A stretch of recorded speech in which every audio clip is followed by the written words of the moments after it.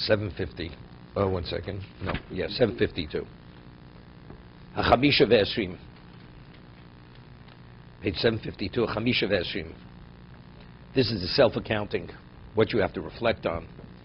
Shechashi v'mnasho amashu shoka bo mi'avas olam hazer.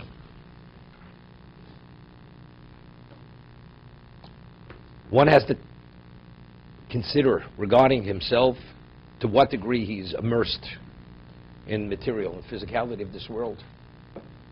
And to what degree your desire for this world is greater than the world to come. You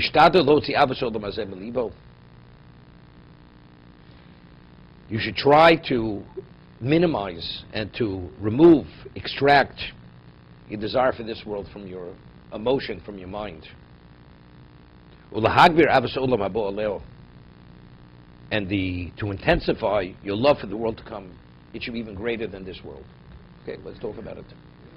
A Jew is able to work 6 days a week, including Shabbos, and he chooses not to, regardless of the material gain. Doesn't go to work. So what is that? That's part of what? Setting your values.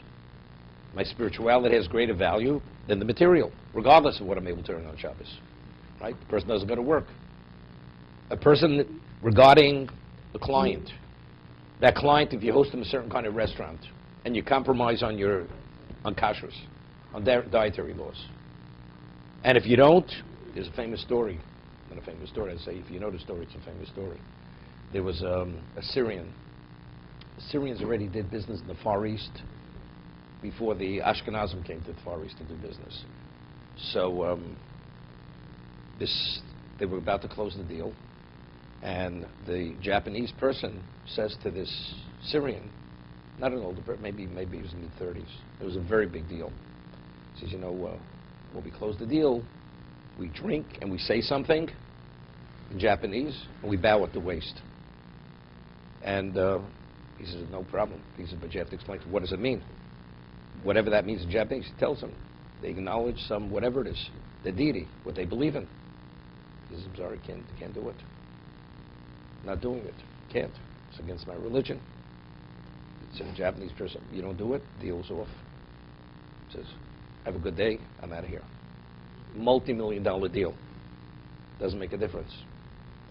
Had a case, a certain person used to come in many years ago, and he was in a certain business. I'm not going to mention the business he was in, 100% legitimate business. And he billed the client, and the very big client, and they sent him a check, $175,000 more than they were supposed to. Non-Jewish client, big, very large corporation. If he doesn't call them to tell them they overpaid, they wouldn't even know the difference. They would not know the difference.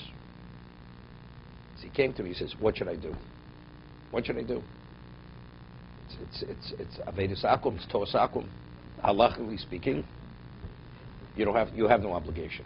However, there's a Beragol Shulchan Aruch says, for the sake of Kiddush Hashem, it's the right thing to do. So he came to me, and then he was becoming he was always traditional, he was becoming much more careful. So he says to me, what should I do? The story goes back 23 years ago. I said, you should call him up, send back the check. And he was single at the time.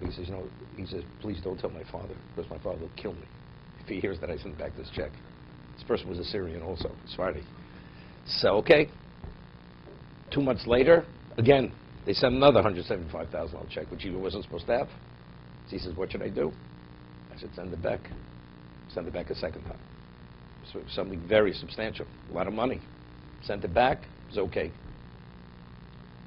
Years ago, there was somebody here, someone else, the person David remembers, Jeff Kaufman. Remember Jeffrey Kaufman?